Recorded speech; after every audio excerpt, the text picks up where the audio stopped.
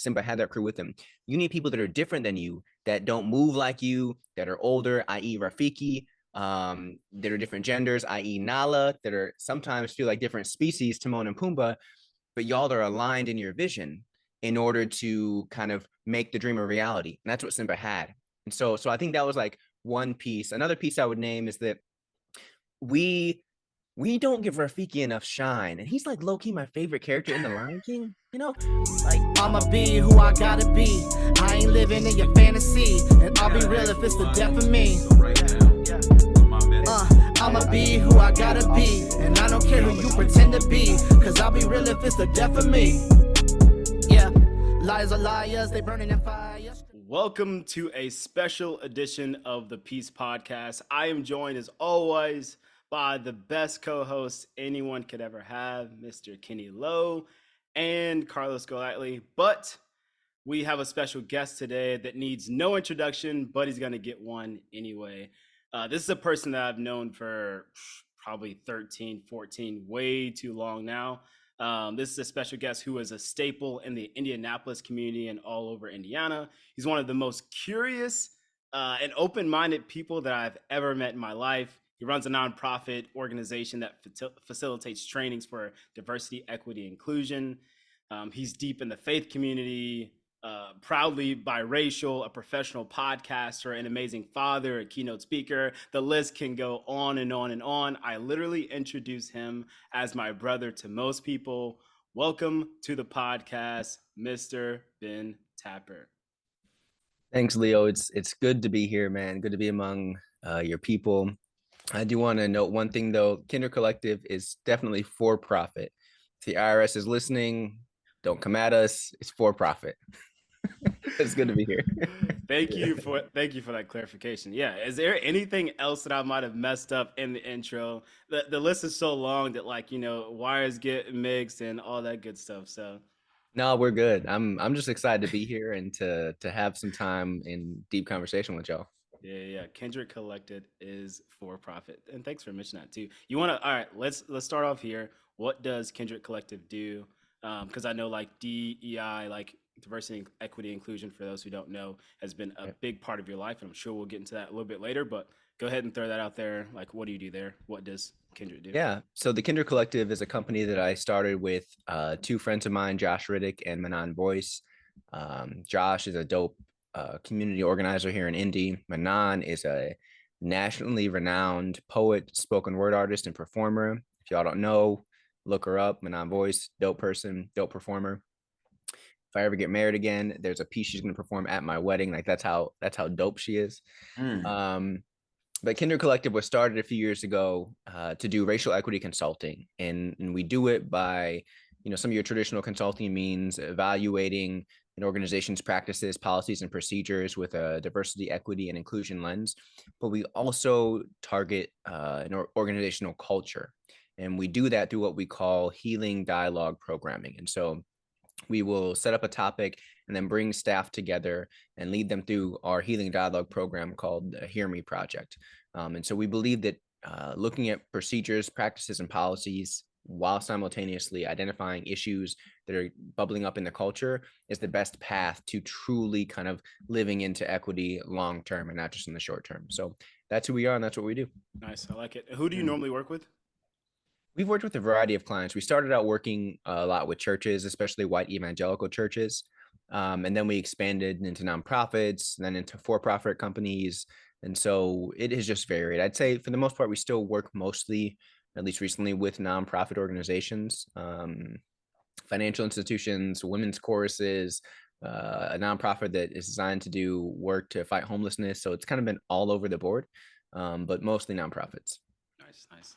All right. Appreciate you correct me on that. So there's a lot that I want to talk about. So we have to like constrict this because it could go on and on and on. I remember some of the conversations that we'd have in car rides, like one specifically like to Atlanta, and it's a 9-hour drive at the time. And the entire time we kept talking, and I'm not a person who is going to talk to many people for 9 hours. Okay. Like Just not 9 gonna hours happen. is a long time. I don't have interest to talk to somebody for 9 hours straight. I don't have enough words to talk to someone for 9 hours straight. You know, like there's a lot of things I could be doing in 9 hours. And we talked for 9 hours straight about religion, like religions.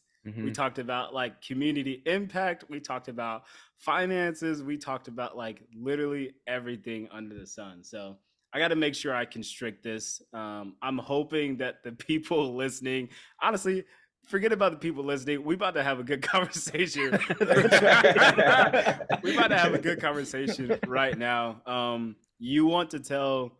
Let's just go with Kenny. You want to tell Kenny a little bit about like your story? He's from the region, so he can probably relate to that, which you didn't know. Kenny's from the region. What part of the region, though? This is a great question. I went to Portage, but my parents live in Hobart. So. Okay. All right. I asked because, you know, people outside the region be talking about, I'm from the region. I'm from St. John. Get out of here. A little bit different feel. Right. A little different. So Portage, yeah. Portage, I feel you.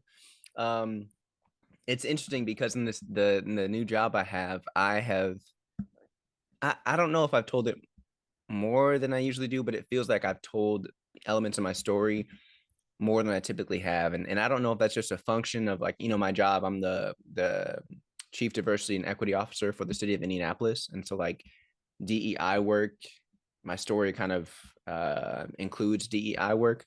Maybe that's why I bring it up more, but I think it's probably also that I feel a bit more aligned in my life than I have in previous periods. And so it feels like I'm bringing more of myself, and thus my story is going to come out more. But for Kenny and for other listeners, a snapshot about kind of my life and how I got here. The first decade or so of my life, I was being raised first by my bio mom, who's white, grew up in Valpo, and my bio dad, who's black and grew up, I believe, in either Hammond or East Chicago. But then when I was 3, they split. My mom got with my stepdad, who's also black. And was just a very violent man. And so from like 2.5 until I was 9.5, I was homeless. I was experiencing domestic violence and domestic abuse. And it was just a horrible situation. The scars I sustained during that period of life, I have carried with me, and I'm still trying to understand and unpack today. When I was 9, though, I got put into foster care. My siblings and I got put into foster care. And then we were adopted by a middle-class white family in, I say, Maryville. My address is Hobart. I technically grew up in Hobart. I don't like to claim it. I went to Maryville schools, so I claim Maryville, but technically I grew up in Hobart. There's a fine line, and I'm pretty sure you're over that line, but I mean, you're right at the line, maybe. If we want to get real with it, I was in the part of Hobart that used to be Maryville, but was annexed by Hobart. Yes. So, like, I mean, that is correct. You know? I mean, if we're talking like region specific, whenever anyone talks about going to the mall, you don't say I'm going to Hobart. You say I'm going to Maryville. That's true. Exactly. That's true. Yeah. And he was before the mall, so like. Exactly. So thank you. Y'all understand. I appreciate it. It's good to be around region folks.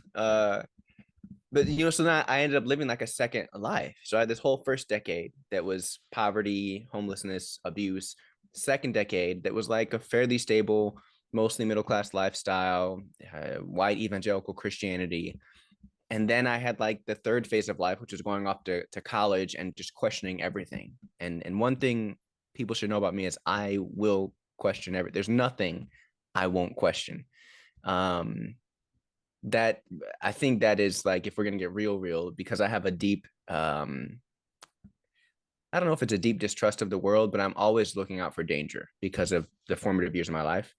And so early on, once I realized that the adults around me had lied to me, I was like, oh, I can't trust anything. Yeah. So as soon as I get a chance, I'm gonna investigate every little thing. So, you know, anyway, those are kind of like my formative years. Those are some of the things that still shape me to this day, but they also drive how I show up and why I show up the way that I do. How is I would assume that like when it comes to the investigative phase, like people are obviously naturally a big part of your life, so you have to investigate people, find out who they are, why they are. Also faith, Was probably a big part of your life. Are there any other like aspects of your life that you had to like explore to decide if they were true or not? I mean, this is gonna sound weird to say maybe, but me, like the biggest thing I've been investigating is myself. And the older I get, the more important that feels like, like Mm-hmm. not that faith isn't important, but I've never said this out loud. I don't know. I even believe this to some degree. I think faith is just a function of yourself. It's a function of what's happening within you. That's not to say it's not real or true, but your expression of experience and understanding of your faith is a function of the things that have formed you and how you are processing what you're taking in from the world around you. Right. And so what I didn't know is that while I was interrogating my faith when I was 20, 21, 22, yes, I was questioning and trying to understand the theology and see if it was true. But I was also trying to understand myself and myself in relationship to the world and wondering how I'm going to move and survive and what felt like the real me. My experience of surviving trauma and surviving domestic violence and surviving homelessness is I'm perpetually wondering, okay, is this the real me? Like if I can strip away the damage, the scar tissue, is this the real me? Right? Is this the me that feels genuine? And there is, I mean, the mind fuck is that there is no real you. Like it is all you. Yeah. The question, the beauty, I guess, is that you to some degree have a choice on if that will continue to be you or if you want to shift and heal and move and allow yourself to continue to become. And so as I've been investigating myself, I'm presented with opportunities to become. Sometimes I can take those immediately. Sometimes I need to be presented with the same opportunity 3, 4, 5 times. And eventually I can see it, appreciate it, and then start becoming in a new way. But the most important thing that I believe I'm investigating even to this day is me and what's happening inside. I love that, bro. I love that. And I think I'm a piggyback on that, man. I think a lot of us need to take into account what you said, because like what I see like historically and like traditionally in the family, a lot of people look at their experiences rather than look at, themselves.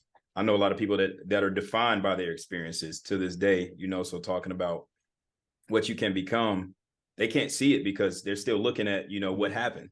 So that right there, and when I talk to a lot of people, being a mentor, being an older brother, somebody that people look up to, that's the hardest part for me, is like trying to get people to understand or try to get people to see what you can become, rather than looking at where you've been and being defined by your experiences. Because yeah, that right there, you taking on a big, tall task, like looking at yourself in the mirror and like actually like evaluating deep down inside. That's the hardest part. Like when it comes to complacency and your true talent and abilities, like it ain't you can't get away from it, because when you are complacent, when you're telling the truth, when you're lying, probably taking on too much. So like that right there, man, that's the hardest challenge. And like that right there is a real game changer, bro. So that's huge. Can't escape it. Yeah, definitely probably the hardest thing that I think every human is faced with is figuring out who they are, especially like in our day and age of like, let's just call it social media. I hate to be like surface level, but we see all these things and we think that they're the models of our life. Like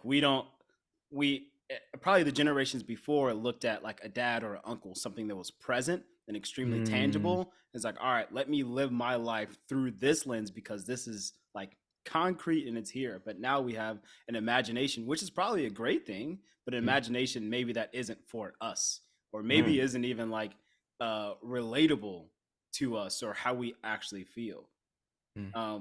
How have you like tried to explore like what's true? Like how do you even get to like knowing like, oh, this actually is how I feel rather than what I think I should feel? Because I know for me, like there's a lot of things that like I've had to strip away as a child, is like, yo, like, yeah, I actually don't want this. Like this actually doesn't make sense for my life. I'm not interested at all. Like how do you do that?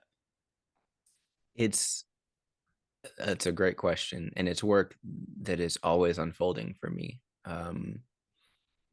What's interesting, and I'll name this because I think it'll help it get out of my head. But I'm experiencing a bit of tension in this moment because there's a part of me that feels like I'm having main character syndrome, right? Like there's a way in which, okay, I'm the guest here. Yeah. And there's a performance I want to put on. And that performance wouldn't be inauthentic, but it's like my guest self, stage presence self. Yeah. But the conversation I think I'm being invited into is beyond that. And so I'm trying to like acknowledge that part of me is there while also diving into the pieces that I think are actually more rich. So I'm just naming that for myself so I can see it and get it out of the way. Appreciate that. But in terms of, can you actually ask your question again, Leonard? Yeah. If we want to appreciate that acknowledgement, by the way, but if we want to go back to right before, I hit record, we were talking about like everybody has a main character in their movie. Like I had to cut the conversation off because I felt like it was getting too good. Let's go back to that. Everybody has a main character in the movie. So there's probably, like you said, a person that we're all looking to become. Let me make this example. My parents wanted me to go to a state school because they thought that I would have the best opportunity for my life. There's other people that wanted me to go to an HBCU because from their lens, I would have benefited from that and I would have been the happiest. Yeah. Where I went, I think was still the best option for me. How do I take what was from my past, what is comfortable? Because the people that were telling me all these things before understood my life, understood me, maybe even more than I understood myself. So how do you like strip those things from like, hey, this is what I'm taught or what's supposed to be cool? I don't wear Jordans. I'm supposed to wear Jordans. How do you strip all those things away and like focus on becoming? Like, how do you work on that? For me, it's been important to have like radical honesty is the short answer. But then how do you, okay, yeah, that's great. That sounds nice. How do you do that? And I have needed people around me that I trust. Right now, that person, the most important person in that vein is my counselor. I've got a therapist I've been seeing for, I think it's going to be 5 years in a month or two, either 4 or 5 years. And so we got some time in the game, and she's not going to let me deceive myself for very long. Right. And so after a while, like experiencing her name the moments when I'm like not being truthful to myself, I'm able to start like understanding when those moments come up. And then I have that voice that I can apply when I'm not with her in everyday life and start to note that. On a deeper level, a lot of it is like sensation based for me. So like, yeah, I can think my way through things. I can think about what my values are, but the truest pieces of me aren't things that I cognitively understand. They're things that I feel. They're sensations I feel in my body. And so if I'm faced with a decision and I'm trying to understand what is the most genuine part of me want to do, like really want to do in this moment, I check in with my gut. And I know a sensation is true because I feel it in a certain part of my body. So if I'm faced with a choice and I do something and I feel something in like my mid chest, I know usually that's not actually my intuition. That is usually something coming up from my trauma and my trauma programming, right? So I can note that and be like, where's it in my body? Let me sit with that a little longer. But if I feel something like deeper, lower in my body, like a few inches above my belly button, that's usually where like my steadiness, that deep peace, that stillness, that's where I feel it in my body. If I feel that, I'm like, okay, I can trust this. It's still, it's not like a frantic energy. It's not a hyper energy. It's like a steady stream. I'm going to follow that steady stream. And so it's been a lot of like understanding my body, processing with my counselor, talking with other people that I feel similarly, and then trial and error. Like, I fucked up a lot. I will continue to fuck up a lot. But I keep trying to learn from those mistakes and then make a slightly different choice the next time. So like, it's both true that at this point in time, I think I know myself more than I ever have. When we have this conversation in 5 years, I will realize how much I still didn't know when we were having this conversation, and that's like the beauty and the curse of it. Yeah, it makes sense. I feel like, sorry, was someone about to say something? No? I'm curious. Not everyone experiences their body in the same way that I do, and not everyone processes things as like physiologically as I do.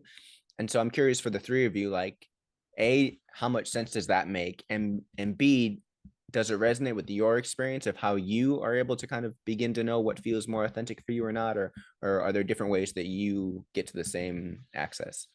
I kind of want to touch on this because like I was going to ask you kind of what would you recommend other people to um who maybe haven't discovered themselves yet, like how would you recommend people doing that? But we can sidebar that for this. I'm gonna be honest, I never thought about previous trauma or relating it in a physiological way like you said. And so that's something that it's really interesting. Like I honestly think it's really interesting, and I want to go for going forward when I think about my reactions, my experiences, or things that come up. um I want to I'm going to take a deeper look at myself and be like, okay, how am I going to react? Like then or like and then try to connect it with like a part of my body. Because I usually what I do when I experience it is I kind of sit back and I think, and this is just from years of self-reflection of, okay, this is how I'm reacting initially in my head. And then I sit back and think, I'm like, why is this? Like there's like, and then I can kind of trace it back and I just sit there and think about it and process it internally. And I'm like, oh, okay, like this is what I know this is affecting me. Like if I hear someone say something or I'm going through an experience and I'm facing maybe, so for me being an Asian American, discrimination going to a mostly majority white high school. um and it does leave like your experiences early on, kind of like what you were saying, they leave scars, like they leave trauma on you, and it affects your psyche while growing up. You don't realize it. So like me going to school, I didn't realize all of these trauma and these scars that I had. So until after going through college and discovering myself and being an adult afterwards, which I'm still am. A lot of times when I react to things in the news or in interactions with people, I can think back now and pinpoint like at this moment in my experience, like I can connect two and two because I can remember that feeling that I had, I guess. So I guess it's kind of physiologically, but I just like relate it more in point in time in my mind. It look like my memories. Almost same. But I'll say, man, Ben is somebody who really has done a lot of work, bro. A lot of work in terms of like studying himself, learning himself, and actually working, because 100%, like it makes perfect sense to me. Like when something kicks off, or there's a situation, and to your point, like your body gives you some sort of sign, or there's some sort of feeling there. I have always felt it, and I know that there are like different levels and different levels of intensity to it. I always know that there's like a fight or flight moment, but I've just never been able to identify what that was. But when you said it, I was like, yeah, it makes perfect sense. And I definitely can relate that too. Like you said, like trauma, because it's just muscle memory almost. Like, it's like, oh no, something's wrong. Or like, I'm thinking about something and I get this feeling. I know that this feeling only comes when, like, you know what I mean? Like something needs to happen or something is wrong, but that feeling is very, very distinct. And I've never truly like broken that down, but I just know at that point in time, I should really like take a step back and really assess and evaluate things before taking any actions and things like that. So for you to be able to pinpoint the take spot, that feeling, I don't even know how to describe it. Like, I feel like, how like people like doctors try to describe like squiggly lines in your eyes, stuff like that. Like how did he even describe that? That's what I'm saying. Yeah. But it's so spot on though. And that's so true. But one thing I want to talk about is, he said something that was so like, he said it so casually, but it's something that can really change the game for a lot of people that I don't think many of us consider in our age group. But you said you seek therapy, right? Yeah. What made you cross that hump? Like what made you say, you know what? What was like the defining point when you was like, because we say it is what it is. What was it like? No, it's not. It ain't is what it is. Like, I need help. What was that determining factor for you? And it's been a few things. So my first experience with therapy was when I was like 9 or 10. I was having really bad nightmares about being abducted by aliens, which, looking back, I mean, talking about trauma, y'all, the reason I sound like I know so much is because I have so much to unpack, right? I have experienced so much trauma. If I want to live in a way that feels healthy, I got to go back and unpack like mountains of shit. And it takes a long time to do. And so looking back, those nightmares weren't just like because I'd watched too many alien TV shows. Like my mind was likely creating a story to try to process a trauma I'd experienced earlier that I was too young to understand and put a narrative to. So my mind took the pieces it had, created a narrative. So I was still feeling the emotion, right? The fear, the terror, that was real, but it wasn't from being abducted by aliens, right? It was from something else. That's just the story my mind could make up. So I was in therapy for, I don't know, a few months, maybe a year for that. And then I decided I wasn't getting anything out of it. What 10-year-old does that? Me. I told my mom, I was like, yeah, I think I'm good. I don't think I'm doing it, making any new progress. She's like, all right, if you don't feel like you're getting anything out of it, you can just tell your therapist, Kevin, that you want to stop. So I told him I want to stop. We stopped. And then I didn't go to therapy for a while until I got into college. And what pushed me in was I didn't want to be a hypocrite. I was a leader on campus. We had this new class of students of color coming in, and I was encouraging them to go to counseling and use our counseling services. And I thought to myself, I can't tell them to do something I'm not willing to do. Like that's not how I lead. I can't do that. So I was like, let me just go to this quick little therapy session just so I can say I did it, and then I can send them along. Well, in that therapy session, I realized how much I actually needed therapy. And so I started seeing that counselor regularly. And that's when I realized I was disconnected from my emotions entirely. There's this one vignette that lives in my mind forever. I was telling my counselor a story. I think it was about a fight I had with my girlfriend at the time. And I went through the whole narrative step by step, told her everything that happened, what my girlfriend did, what I did, how it played out. My counselor goes, so how are you feeling? I'm sorry, what? What do you mean? I just told you what happened. Why do you care about how I feel? I told you what happened. She's like, no, but what'd you feel? I couldn't answer the question. I was 22. I couldn't tell her what I had felt in that moment. And I was like, shit, I guess I got some work to do. Yeah. So that was like my reintroduction to counseling as an adult. And then as I was in seminary, I'd stopped going for a while. And in seminary, I was like going through another period of life upheaval and wrestling with stuff in my marriage, trying to redefine my faith. And I thought it'd be a good idea if I just got back into it. So I got back in then, and I've been in it ever since. 3 counselors and 7 years later. But each time it was recognizing something was not going quite right and trying to see if there's a way that I could receive help that I hadn't explored yet. And that's kind of, what has drawn me back. It's dope, bro. Appreciate you sharing that, man. I was always curious, man. I've seen recently, who was I watching? Charlemagne talking about it very openly, about people seeking help and us not having that it is what it is mentality, because it's just what the social media portrays. People see it as a sign of weakness. So first thing, seeking help is pretty huge. And if it's weak, I mean, then let's all be weak, because I don't know about y'all, but we only get one shot at this life. And I realized early on that I was lucky enough to get a second shot. I shouldn't be here. I shouldn't be alive or out of jail, let alone sitting here with 3 college degrees, working at an executive level job for the city county government. If you start life like I did, you don't get here. And so I realized early that I'd been given a second chance that most kids that start life like I do don't get. And I want to do everything I can to make the most of that, right? And if that means I need to go to therapy so I can heal, so I don't end up in jail like my dad, or committing homicide like my dad, or raping folks like my dad. My dad was terrible. I'm just now finding out how awful this man was. Wow. So if that's what I got to do, and it makes me weak, that's okay, because healing feels so much better. It does. Not while you're doing it. It sucks. It is hard and painful, and I wish I could quit so many days. But as you're able to learn a lesson and come through it, and then experience a new paradigm and see your habits change and see relationships become healthier and see yourself not making the same mistakes and getting ahead, it's oh, it was worth it. The pain sucked, but this is worth it, Yeah.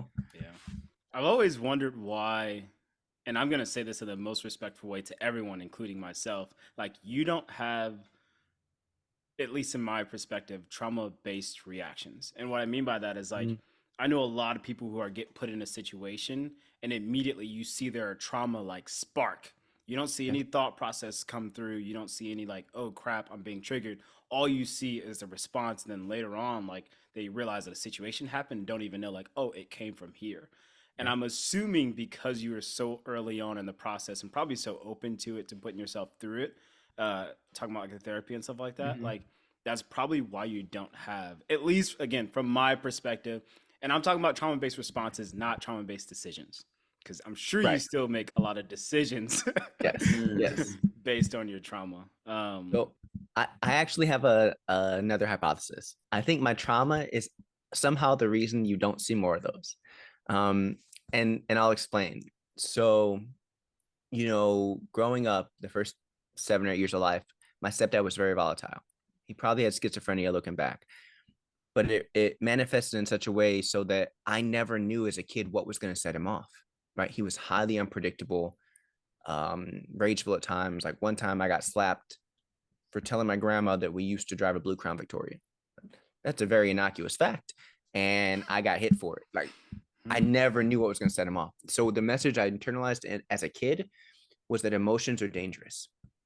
And I had to safeguard myself from expressing them. And so what did I do? I retreated into my head.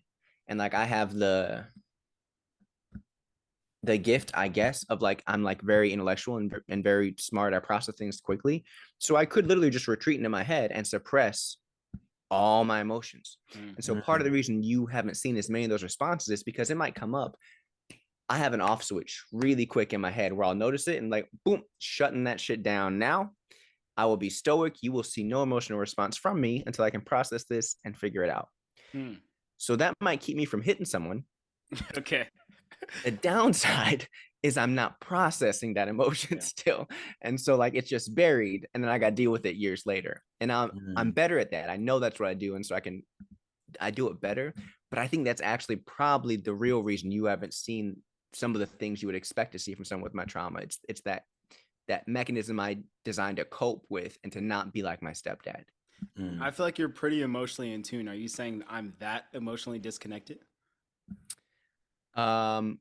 There's a difference between attunement and general awareness, right? Okay. So like when I was younger, I knew enough of like what an emotion felt like as it was coming up that I could shut it down. Could I tell you what the emotion was? No. Could I tell you where it was coming from? Probably not. Could I process it? No. Because I've been doing this work now for 10, 12 years, I can now see it coming, process it, sometimes understand why it's coming up. And if I can't in the moment, as soon as it has happened, I can usually reflect back and recognize, shit, I did this again. This is why it came up. This is what the emotion was. This is what it was based in. And that's more like attunement. I want to get to the point where I can feel it all in the moment and still choose how to react. I can do that more and more, but I like that. Yeah. It still comes up, right? And there's the subtle way it comes up for me now is if it comes up in work sometimes. If someone will do something and I won't trust it, and that distrust will trigger a trauma response based in like my early childhood of distrusting parents, and distrust or not understanding a thing meant I wasn't safe. And so I'm going to react really defensively. Maybe not, like I might not physically push someone, but I'll put up a lot of emotional walls and a lot of intellectual walls, and I'll be really cold and standoffish. And it's all because this ancient trauma response. Did they actually do anything wrong? Probably not. Yeah, I'm just tripping. Yeah. I want to switch gears in a second. I have one more question that I think like is something that we probably all deal with, and that's imposter syndrome. So like I feel like you are extremely self-aware, so you're able to know exactly where you are and what you're capable of, for the most part. How can someone who comes from your background, like you've only explained the tip of the iceberg so far of like what you've been through before you're 10 years old, like the tip of the iceberg. Most people would like what you deal with up until you're 10 years old haven't seen in a lifetime. Yeah. So how do you, knowing where you came from, like how many degrees do you have? You got 3 degrees, 2 PhDs, and 17 other like masters. And now you're, working for the city of Indianapolis for, one of the most important things I think. Like how do you see yourself when it comes to fitting into the roles? And this isn't even like this isn't even the only one, but how do you see yourself? You spoke at your PhD, your doctorate ceremony. What do you call it? This how My master's graduate ceremony. Yeah, I gave the keynote. Okay, sorry. Gave the keynote at your master's. Sorry, Yeah. I get confused with all the degrees you got. Sure. Okay. Do you ever get imposter syndrome when you're doing these things? Like you don't belong here? Yes. When I'm speaking on stage, not so much. I still don't know why. It might I be don't think because there's a he's him, situation. man. What'd you say? It might be because he's him. Him. It may be. I don't think there's a situation in life that you could put me in that I would be more comfortable than if you put me on a stage. Interesting. Just something about it. It just feels great to me. So you put me on a stage, it almost doesn't matter what you want me to talk about. I can give you 2 minutes of anything about anything, right? But like another knows this, I've already got a speech ready. Like you can ask me, I got 2 minutes worth of something to say about something. Love it. Fun fact, this is how weird I am. There's a period of life where I would walk around the house quizzing myself, like, all right, if someone wants me to give an impromptu speech on why picking your nose might actually be a good thing, could I do it? And I would just like test myself with random shit like that. But yes, imposter syndrome, I feel that at this job. Like I've been struggling with that for a week and a half. And what's weird is in my gut, I know I got this. In my mind, I also know I got this. So that begs the question, where's the imposter syndrome coming from? Right. But it still feels very real. And I think I can't say all of us, but there are levels of insecurity that I still feel and I deal with that have nothing to do with what I logically know to be true and nothing to do with what I know spiritually true deep in my gut, right? But they live somewhere in between these messages, these narratives, these stories, these lies that still come up, and I feel them. So yes, I deal with it, sometimes in better, healthier ways, other times in less healthy ways. How do you manage it? I think it's really helpful for me to have people around me that will reflect me back to me, right? And so as I've been prepping for this job and getting into it, because of the ways I've cultivated my relationships, like I don't have any yes men or yes women in my circle, right?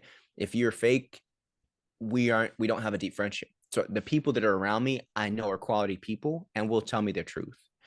And so for them to say, hey, I can't think of anyone more qualified for this job, or hey, I'm so glad you're here, you're going to do amazing work, or hey, this is the work you're meant to do, I can trust that damn near as gospel truth because I know I vetted these people. I can trust these people, right? If you'll call me on my bullshit when you're hyping me up, I believe you too. Yeah. You know? And so that is what has helped me more than anything when I've not had the excitement I've wanted or felt like an imposter, like hearing those words of affirmation, it's like, okay, I can't say it to myself right now. So I'm going to hold on to this message from you until I can say it for myself. I love that. Love that. Yeah. Cause it's probably going to happen. You know, either you probably have a little hint of imposter syndrome. You called it insecurity, which I think that's true. Or you are so arrogant that you are probably not what you think you are. It's probably one of the two. No in between. We're all the main character of our own story. You know, that's what we talked about. So, so I love that. That's how you like, hey, let me surround myself with people that will, you said, reflect me pretty much. Like, hey, which is pretty dope. Pretty dope. Let me put the hard times in the hands of my community around me. I love that. I want to switch gears. I mean, there's so many things, but let's start off with, let's just do a quick hitter on faith, because I know that you've explored faith like to a crazy amount. Crazy amount. How would you, and we can seriously make this super quick. I'm curious right now. When I first met you, I think that it was heavy on a journey of Christianity. And then you start to explore like all kinds of things, like, and when I say explore, not trying to like say that you were this person, but you're just like looking into it per se, of like atheism, being agnostic, like you've explored like a number of different things. Like what have you found over your faith journey? And by the way, Like, this isn't a person who's like, oh yeah, I'm thinking about doing this religion today. This is always comes with heavy research. Mm. Heavy Yeah. research. Yeah. Yeah. I have found that the answers aren't as important as I thought they were. Okay. And by that I mean to your point, I grew up with a very structured faith and belief system. I abandoned it completely. I built up another structured belief system. If you're in seminary, you got to do what's called a systematic theology, which is like you logically defining why you believe what you believe about everything, right? And then I had like a mystical experience near the end of seminary that kind of blew some of that up. And the place I'm left with is faith, spirituality is still important to me. I don't have answers to a lot of the questions I once asked, and I don't think I need to right now. As long as my spirituality feels like it's in alignment with me, I'm okay with that. And I'm willing to remain open to what I don't know. Like the last big lesson that I learned about faith from my mystical experience was that there's more that is true than what I can see. And that is still guiding me, right? And so no matter what I think I know, at any moment, something could happen that shifts that paradigm and then opens my eyes to another level of awareness. And like, okay, let's explore that. So right now I feel like I have a loose spiritual structure that generally serves me. And if you wanted to talk about if I think heaven or hell are real, yeah, we can talk about that. I can give you a logical answer. If you want to talk about if God is really omnipotent or omnipresent or all powerful, we can talk about that. Like, I've researched it. I have reasons for why I believe what I believe. But day in and day out, like when I'm living this life, I'm no longer thinking about those things. I'm not like stressing about them. I'm just living, right? And my faith is a connection with my ancestors. My faith is a belief that there's this energy in the world that's within all of us that we call God, that is the source of life. It's doing a thing. I don't understand what it's doing all the time, but it's doing a thing. I get to participate in that. I think we find faith more often than not better when we're in community, both with nature and with people, than when we're alone. But like I don't drill down to the specifics as much as I used to, and I'm somehow okay with that. I like it. Kenny, I know me and you have wanted to dive into this subject a little bit. Did you want to throw a softball out there for us, or a fastball, either one? I don't Curveball. Ben, everything he said resonated really well, like, because it's how I feel as well. It's like a similar journey. You go through, you think you need to know everything, or you think you have to follow a certain structure. You kind of go through a mystical journey or an existential crisis, and you kind of question everything. And I think everyone takes a different journey, because a lot of people around me kind of go through similar, and we all end up at a similar understanding, but a different place, if that makes sense. So like everyone gets to an understanding of themselves at a certain point, but they all have to go through that journey to get there. And other people can't necessarily, like, Ben can't give me the answer. Leonard, you can't give me the answer. Carlos can't give me the answer. It's like you can glean your experiences and you can share with me, but at the end of the day, it's like I have to be comfortable with myself and my journey and my spiritual structure, like Ben said. And so I love everything that you said, because that's my view on spirituality and faith. It's I don't need to know everything. I don't have to fall back to a system, or not a system, but like a foundational, like, I don't have to have all the answers, right? I'm comfortable with what I know, and I'm comfortable that I don't know everything. And I feel like it took me a long time to become sound with myself, to be able to be comfortable with that, to be able to focus on living and controlling what I can control, and just worrying about everything around me. And so I guess the biggest question I have is there general tips or advice that you can give to someone who is currently going through that journey right now? Probably, but it would depend on It would depend on a lot of things, probably, right? right. Like where are you in the journey though? I think there's a phase of the journey in which at least I needed to do a lot of research, right? I needed to ask the questions. I needed to try to understand. Mm-hmm. There's a phase of the journey where I needed to just be okay not asking questions anymore. Like that's why I was agnostic, because my pastor at the time said, "You were exhausted. Why don't you just stop? Like give yourself permission to not have the answers for a while." Wow. And I was like, "Oh, okay, I can do that," and it actually was very helpful. So I think it depends. The most important thing I think you touched on, Kenny, is connecting your spirituality to yourself and your understanding of yourself. And again, I'll keep coming back to your community. And it's not just enough to have community, right? You need to be around people that are comfortable holding the questions you're holding, and will accept you no matter where you come out on those questions, right? And if they happen to be part of your same faith tradition and they can do that, great. Walk with those people. But you might need to leave your tradition to find those people. So I think, again, community for me has been the most important piece, because if you look at the people I'm closest to, we probably have very different spiritualities in some ways, right? But they can hold the questions, right? And I can hold their questions, and that feels like enough.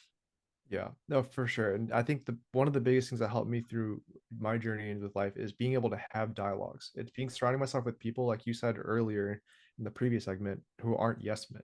Yeah. People who can give it to me straight, who reflect me back to me, but also can have have conversations that uplift me, that make me think, that challenge me. Because I think a healthy amount of challenging is good in a sense. Because you don't want to be too comfortable or too rooted in one thing, because then I think you'll miss out on a lot. Yeah. That's and good. You helped me out a lot on my spiritual journey, even though I think at the time that you were helping me, you were on a completely different phase in life. I was trying to figure out, like, pretty much I was dissecting, like, hey, my whole family believes in this Jesus Christ, this God, whole thing. And I'm like, all right, we're spending all of our time at church, and every time we sit down, we pray, and every time anything good happens, thank God. And I'm like, all right, like, who is this guy? Why are we giving him the credit for everything? Like, so I was like, legit, should I invest all of my time, energy, money into this God or Jesus Christ guy? Like, who is it? Like, why do we care so much? But also, it's very interesting because I feel like this happens in our community a lot. And I'm just going to be straight up, like, Sundays, we are religious. And then throughout the week, we are routine-ish, or whatever you want to call it. And I was like, yo, I'm not about to, look, I can't, if it's supposed to be the most important thing in my life, I can't be routine-ish about it. I can't just go through the motions about it. It doesn't make any sense to me. And I think a lot of people do that because of safety and security, which I can't be mad at them, because I think community is what is the core of it is. So the same thing you were just saying about, like, making sure that you find people that hold those questions, also find people that hold those affirmations, depending on the level of depth that you want to get in your life. I think that most of us here are like, hey, like, I need to figure it out. I need to figure out, like, what is most important to me, because if it's hitting my heart, my soul, if it's going to affect my relationships, all that stuff, I probably should figure out how it's going to impact the rest of my life. If God is going to be the one that's putting food on my table, I need to talk to this guy. I need to find out, hey, you going to actually feed me, or do I need to go out and get it myself? So that's like a journey that you really helped me out with. It was just like, hey, explore it.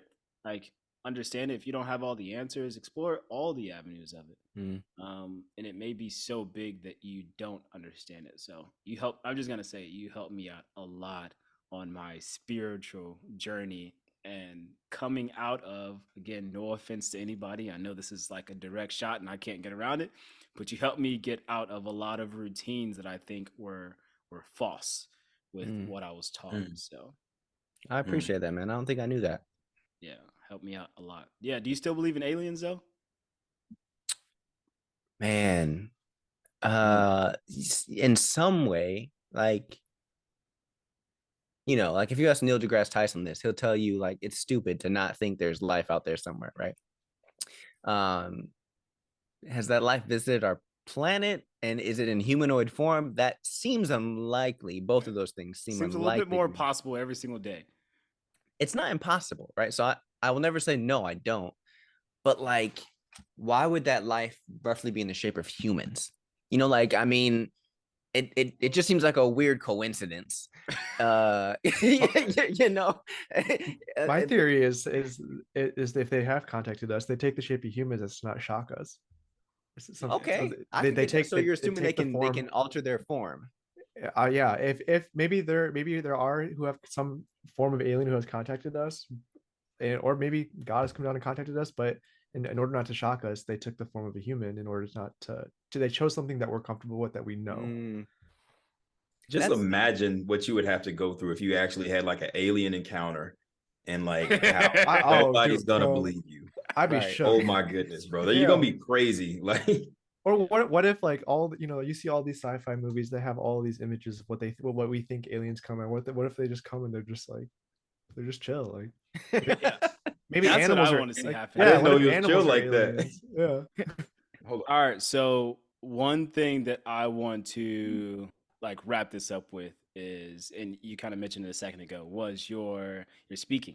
Like you always have a speech. I ain't gonna put you on the spot, even though you pretty much gave us the invite to do it. Did, yeah. I feel like he got one in his bag. he probably got one in the bag. But I want to go Save back. part two. Save it for Do you part two. remember? Part two. Do you remember any of your old speeches? No, only snippets of them. I figured that he's one of those ones like Lil Wayne to stop writing his lyrics down and stuff like that. All right, you did one at your keynote for your graduation. And Lion King. this man did a whole speech on Lion King, y'all. Hakuna Matata. This dude got up in front of masters and PhDs and talked about some Hakuna Matata. Almost brought me to tears. We just talked about how like I'm not an emotional person. Yes, I was there. I was not a graduate. I was a guest. You were there? Hold on. I was not a graduate. I was a guest. I was struggling through college at that time. Do you remember what that speech was about, Ben? Just vaguely. I know I looked at different moments in The Lion King and used characters in there to allow people to kind of take lessons about life with them. Mm-hmm. Yeah. So like, Simba, we highlight him as like the hero of the story, the king that came back, saved the pride. He did, but he didn't do that alone, right? He needed community in the same way that we need community. We need people that are going to pick us up when we are dehydrated and in the desert. We need people that are going to ride with us when we got to go into a big fight, right? If you're fighting injustice, you got to have a Simba had that crew with him. You need people that are different than you, that don't move like you, that are older, i.e. Rafiki, that are different genders, i.e. Nala, that are sometimes feel like different species, Timon and Pumbaa, but y'all are aligned in your vision in order to kind of make the dream a reality. And that's what Simba had. And so I think that was like one piece. Another piece I would name is that we don't give Rafiki enough shine. And he's like low-key my favorite character in The Lion King. Like we look at him as this goofy, funny, like sage baboon, but the baboon, he's not a baboon. What is he actually? I forget his actual species name, but he's not a baboon. That's we're disrespecting him by calling him one. He's so wise, right? He had the vision for Simba before Simba had the vision for himself. And Rafiki held that vision for literal years. And then when Simba was ready to step into it, guess who was holding it for him, inviting him back into it? Rafiki. And that was wise and patient. And without him, Simba wouldn't have been able to fulfill his destiny and return home. So we need those waymakers, those people that will hold the vision for us when we can't hold it ourselves and will be patient with us and then bring us back when we need to be called back home. Those are, I don't even know if the Rafiki point was one I made, but like off rip, that's just something I've always thought about Rafiki. Listen, let me tell you something. I feel like I just graduated. You hear me? Hey. That was fire, bro. That was fire. Yeah, so Rafiki is the reason that the Simba is who he is. So we should give all the credit to Rafiki. Because I mean, we were just talking about this, right? You need people that will reflect you back to you.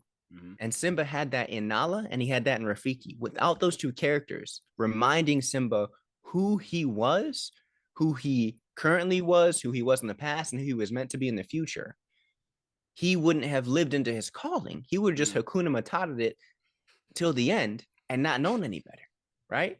And left his family, his mom and them stranded with Scar. So, y'all, I think Disney movies and sometimes art in general is so much more profound than we want to make it if we will let it be. I agree. And so that's why I chose to do a whole speech in front of 1,000 or 2,000 people about The Lion King, because it's actually kind of deep if you think about it. Yeah. So we need to do that, okay? Golightly's about to get into content creation, so maybe I'm putting this on his plate.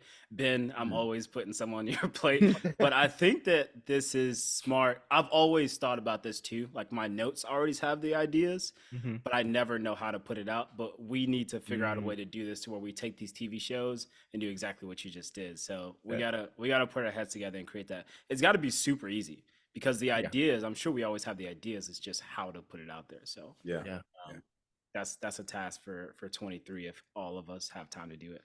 I'm with it. All right, so I have a question for you that I'm going to let you think about as you're doing this Fast Five. We always do a Fast Five for every guest, okay? Okay. But your question we're going to ask after, this is a little bit different. The question we're going to ask after is, if you had to give a keynote speech today, what would it be about? It's got to be a short one. Obviously, we ain't got 30 minutes for you to go ahead on some, soapbox that you want. But if you have to give a keynote speech, what would it be? G, Kenny, y'all got anything before I hit this Fast Five? Man, you hit it on the head, man. I just want to point out that you was also pivotal for my transition and my own development in a very brief conversation that we had, man. So that's always huge. You had a crazy impact in such a short amount of time. And what we spoke about was about someone that is in my family that was very impactful to me in a very short amount of time that I knew them. And you gave me some breadcrumbs, to do my own investigation and whatnot. So what you talked about as far as like people in your community or in your circle that can hold those questions for you but have their own different views, that's huge, man. That hits home for me. So just wanted to tip my hat to you there, bro. Amen. I'm grateful for that. I don't have as much experience as Leonard and Los do with you, but I mean, just this conversation has been super impactful. So I really appreciate you coming on, man. Like everything you've said I'm taking it to heart and listening and digesting it. Wow. Man, real talk. That's like one of my deepest hopes is that I am doing the work I'm doing in part so that I can share the nuggets with other people that maybe they don't have to do quite as much work, and so like when I'm gone, it's the type of shit I hope people say about me, so it's meaningful, and I just appreciate y'all sharing. Thank you. Thanks all for that. Oh gosh. All right, Fast Five. You ready? By the way, this is a Fast Five, not like a medium or slow five, like Fast Five on purpose. Okay. We'll throw you a softball first. What is your favorite place to eat? Shit, I mean, it really depends, but let's say right now at this point in time, I'm gonna go Blue Sushi. Blue Sushi. Okay. Who is your role model, or has been your role model? At one point in time, it was Barack Obama. Okay.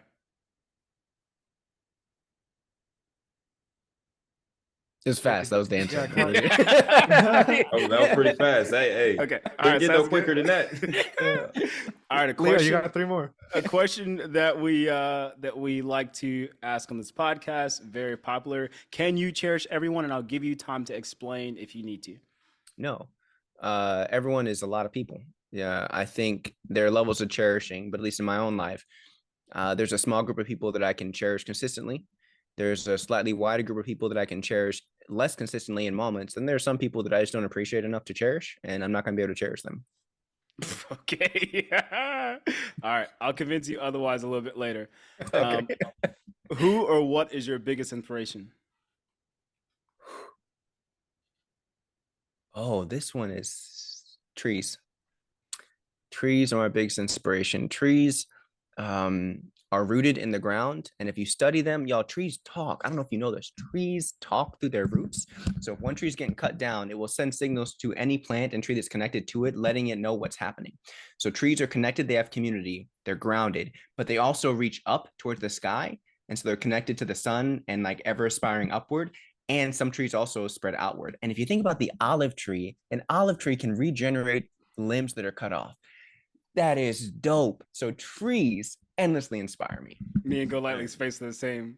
Also, like I wasn't expecting that one, man, but you busted my head with it. Seriously. Also, someone doesn't know how to follow the rules. Last question is, what are your outrageous goals you're looking to accomplish this year? Ooh, okay, this year. Yep, this year. Outrageous goals. Or you can give me one. The goal that came to mind is, I want to make the city of Indianapolis like one of the top 5 places to work in the county. Slightly outrageous because you're competing with Cummins and Lilly and these other joints, but like I want to do that. Love it, love it. All right, and what keynote speech would you give today? At the end of the day, life is really all about stories.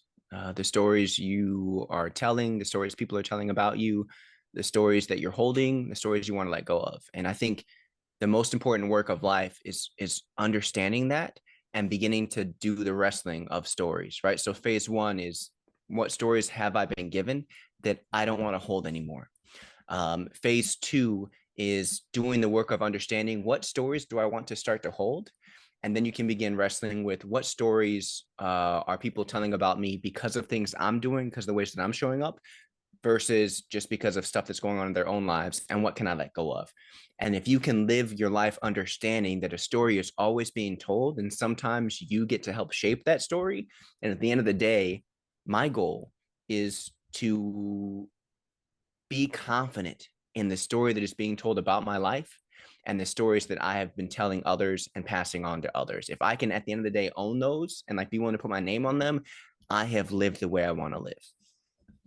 Love it. I love it. Tell those stories, create a story, share the stories, listen to stories.